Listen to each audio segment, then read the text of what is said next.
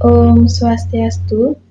Perkenalkan, saya Karya Iwin Kusmayanti dengan NIM 2211031206 dengan nomor absen 35 dari kelas 5C PGSD. Baik, jadi di sini saya akan mempresentasikan hasil rancangan media ajar yang akan saya buat.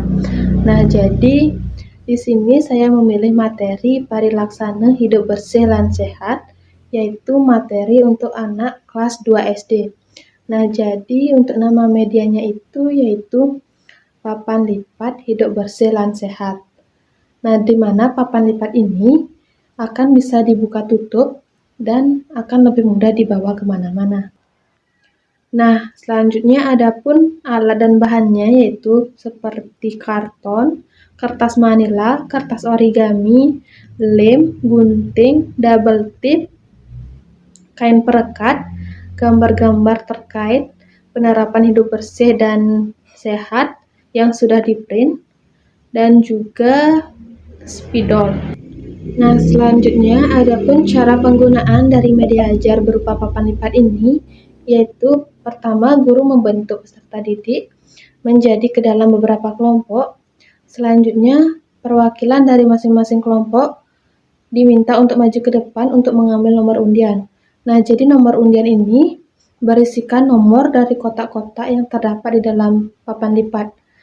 Nah, jadi dalam satu kotak itu sudah berisikan beberapa gambar terkait sikap yang termasuk ke dalam penerapan hidup bersih dan sehat dan yang bukan termasuk ke dalam penerapan hidup sehat. Nah, misalnya kelompok 1 mendapatkan nomor undi 2, jadi kelompok 1 akan mengambil semua gambar yang berada di kotak nomor 2.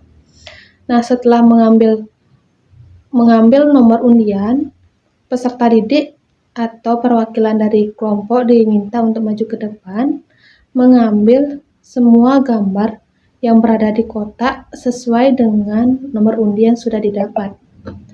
Nah, setelah itu peserta didik diminta untuk berdiskusi dalam kelompok untuk menentukan gambar-gambar yang didapat tersebut termasuk gambar penerapan hidup bersih dan sehat atau bukan termasuk ke dalam penerapan hidup bersih dan sehat. Nah, setelah itu peserta didik akan maju ke depan untuk menjelaskan gambar apa saja yang sudah didapat. Setelah itu peserta didik diminta menaruhkan gambar tersebut ke dalam kotak yang berada di tengah-tengah dalam papan lipat. Nah, jadi kotak yang berada di tengah-tengah papan lipat itu berupa kotak A dan kotak B. Nah, jadi di kotak A itu untuk tempat gambar yang termasuk ke dalam penerapan hidup bersih dan sehat. Dan kotak B itu untuk tempat gambar yang bukan termasuk penerapan hidup bersih dan sehat.